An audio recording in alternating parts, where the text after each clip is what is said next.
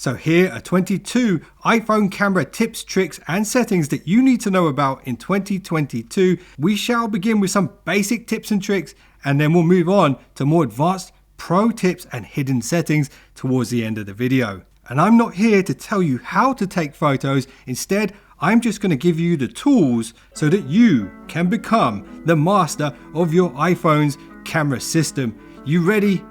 Let's go. Number one is the 2 ways to access settings. The first thing you should learn is how to quickly access the camera settings bar. You can do this by hitting the arrow at the top, but that sounds to me like a lot of work. Here's an easier way. Swipe up on any part of the camera screen. Here is your camera settings bar. And here's an important side note, although it doesn't show it here, there are actually more settings if you swipe right on the settings bar. 2. This is a trick that I believe quite a few people don't know about. It's how to grab a single frame from a live photo. By default, live photos should be enabled on your iPhone, so going back through your photos, you might actually find yourself rediscovering funny moments using this tip. And for those of you that don't know, a live photo captures the moments before and after you take a photo. If you hold your finger down on a photo within the photo app, it replays the moment for you. So essentially what you can do is fast forward and rewind time if you missed a smile or funny moment. So first of all, let's make sure you've got live photo enabled. To do this, swipe up within the camera app to bring up your settings bar, tap on the icon that looks like a bullseye with dots around the outside and enable live photos. Now you can head over to the Photos app, tap the bullseye icon and scrub through the frames. Choose your favorite frame and set it as your key picture. And if you just want to keep your favorite image and discard the rest, hit the pen at the top. This will open the markup interface, and in doing so, you will be converting that live photo into a single image. And we will revisit markup later on in the video, so stick around. Number 3, loops, bounces, and motion blurs. Here's another little trick that involves the live photos being switched on, so make sure they're on. Once you snap a live photo, you can do more than just grab a single frame. You can in fact play around with all that image data quite a bit. To do this, go to one of your live photos in the photo app. You will see the word live and the live photo icon. Tap on that to expand the drop down menu. Now you have the option to loop the live photo, bounce it back and forward like a boomerang, or combine all of the shots into one long exposure effect. This long exposure effect works really well on moving objects like cars and waterfalls and rivers and stuff like that. So try it out in those scenarios. You might be impressed with the results. So I just want to take this opportunity to thank the sponsor of this video, Trend Micro. Do you use a Windows or Mac computer? If the answer to that is yes, then you'll definitely appreciate this all-in-one disk manager. It's called the Cleaner One Pro. This software allows you to visualize, manage, and free up storage on your computer in just one click. Nowadays, a lot of laptops have expensive solid state hard drives, and you've got to take care of them to make sure they run faster and smoother. And that's exactly what the Cleaner One Pro is designed to do. It intelligently manages your system's resources, and one of the features that I find really useful is the Cleaner One Pro's ability to quickly find and help you delete duplicate files on your hard drives. And I say hard drives because you can use this tool on external hard drives as well as USB pen drives if you want, so that you can optimize all of your hard drives with this one tool, Cleaner One Pro. It can also help you securely uninstall apps, erase sensitive files, browser history, tracking cookies, and even old passwords.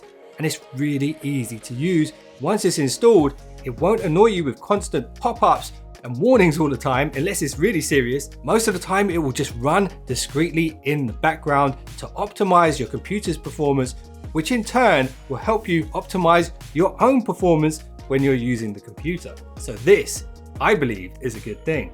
And you know what I say? Why not try it out? See how much it improves your computer's performance. And if you want to buy the full version of it from Trend Micro, there'll be a link below this video. Anyway, let's get back to the review. Number 4, quick switch. A feature you must absolutely positively know about on an iPhone is photographic styles. Essentially, these are Apple built-in camera filters that mimic other phones like the Samsung Galaxies and the Google Pixels. And you can get to these by going to settings, then camera, and here you can change the photographic styles. But there's a much easier way to do it. Swipe up within the camera app to bring up your settings bar, and tap on the icon that looks like a bunch of squares stacked up on top of each other. This is your quick access to the photographic styles, so you can switch between them on the fly. And for those of you that were wondering which styles match which phones, most people consider the rich contrast style to mimic the Google Pixel pretty closely, and the vibrant style seems to closely match the Samsung Galaxy flagships. So test those out, let me know what photographic style you like the best. Number 5, micromanage your macro. Now this really only applies to the newer phones that have the macro mode, so I'll get through it quickly. The iPhone's ultra-wide lens doubles up as a macro camera. This lens allows you to get incredibly close to subjects whilst maintaining focus. And it's really one of the best smartphone macro lenses on any phone at the moment. But it sometimes kicks in automatically, which can be really annoying, especially when the primary lens is quite often better in that mid to close range. But when you want to get super close, the macro is definitely better. So what I suggest you do is learn to micromanage the macro feature. Go to settings, go to camera, go to macro control, turn this on. Now you'll get this little flower icon in the bottom left corner when the phone thinks you should be using the macro mode, but it's up to you to switch it on and off manually. Definitely micromanage your macro lens. Number 6, quick switch between modes. Now this might sound obvious to you, but maybe not to others, so it's a real quick one. You can switch between different camera modes at the bottom of the screen by tapping the words. But why do that when you can swipe left or right anywhere within the viewfinder to switch between the modes? Minimal effort, maximum effect, perfect. Number 7, timing is everything. When it comes to photography, being in the right place at the right time and pulling the right face at the right time can be key. And if you're planning to set up a long exposure on a tripod, you're definitely going to need to know this trick. Swipe up on the camera app, tap on the clock icon, and here you can set a time delay on the camera shutter, which will give you time to prepare for a selfie, or if you're doing a tripod shot, it will avoid any camera shake created when tapping the screen to take the photo. And that tiny little bit of camera shake can ruin a long exposure or a selfie, so master your timing and get familiar with your camera's timer. Number 8, it's easy to ruin a photo. Even something as simple as not being level can truly F things up. You can of course adjust photos in post-editing after the fact, but that might involve cropping large parts of the image out. And you know what I say, isn't it just better to get it right in the first place? And this will help you. Go to your phone settings, go to camera and turn on camera grid. Now you will see these faint grid lines overlaid on your camera app. Use these lines to square up your photos better. Also, there's a well-known method called the rule of thirds, and lining up the subject on the intersecting lines is a great way to compose a shot and give it a bit more of a creative style to it. Give it a go, get yourself on the grid. Number 9, the iPhone's auto HDR and auto exposure value metering are some of the best in the business. When there are bright areas of a scene, the camera AI will do its best to balance the brightness and darkness without losing too much detail. But sometimes you might want to turn off the guidance systems and use the force to overexpose or underexpose a photo for creative purposes. Here's how to do it. Tap the photo's focal point to lock the metering on that point. Now you can slide your finger up or down to adjust the exposure manually. And if you want to get more precise control, you can swipe up, bring up that settings menu that I showed you in tip 1 and hit the little plus and minus icon. And this will do the same thing but give you a better visual gauge of the exposure settings. Now let's say you've nailed the manual exposure and you're going to be shooting a bunch of photos in the same lighting conditions. You can lock that exposure value and even get the iPhone to prompt you to take the reins when it comes to exposure every time you take a picture. To do this, go to settings, camera, go to preserve settings, and then toggle on exposure adjustments. And I would only suggest you turn this on if you feel confident with setting manual exposure. And if you've just done that, you are on the path to becoming a true camera Jedi. Number 11. This is a powerful tip and not so many people know about it. Let's say you're composing a photo with the rule of thirds with your focal point set on one of the intersecting lines on the grid and you've nailed your exposure as well. The next step is to nail your focus manually. Here's how you can do it. To lock your autofocus onto a specific point within the picture, touch and hold the area you'd like to lock onto. You'll see AE and AF. That indicates the auto exposure and auto focus lock is on. Now the phone will continuously lock onto that focal point within its field of view. However, the AI will also do auto exposure compensation for the light in that particular part of the picture, but you can override it using the method I showed you in the previous tip. Number 12. So remember that tip, swipe up to quickly access the settings. Well, depending on the mode you're using, the settings will change. And what I'm going to do now is show you how to manually adjust the depth of field in the portrait mode, aka the blurry background effect, aka Bokeh, which comes from a Japanese word that means haze or blur. And I must say, most of my Saturday mornings are quite bokeh. Anyway, go to portrait mode, swipe up and hit the F icon. Now you can manually adjust the digital f-stop. Think of the f number as the pupil of your eye. The smaller the pupil, the smaller the f number, the smaller the focal point is in the picture, and therefore more blur in the background. If you go big with the f number, you can see more stuff in focus at one time. So by adjusting the f number, you can introduce more blur or less blur depending on the style you're going for that particular shot. Number 13. Now let's say you're going to a football match or something like that and things are moving pretty fast. You can do continuous burst shooting on the iPhone to capture those fleeting moments. And it's a feature that's not really that obvious unless someone tells you how to do it. So let me show you. Tap the shutter button and slide it to the left, and this begins the rapid fire photography. So now you know how to snap shots like a paparazzi. But why snap photos when a video is worth 1,000 photos? And I mean that literally, because of the amount of frames per second that it captures, plus all of that audio data. Quick Take Video is a feature that allows you to capture video instantly. It is similar to the continuous shooting that I just showed you, except this time, just hold your finger down on the shutter button, don't slide it anywhere, and it will begin to record. When you take your finger off the screen, it will stop recording.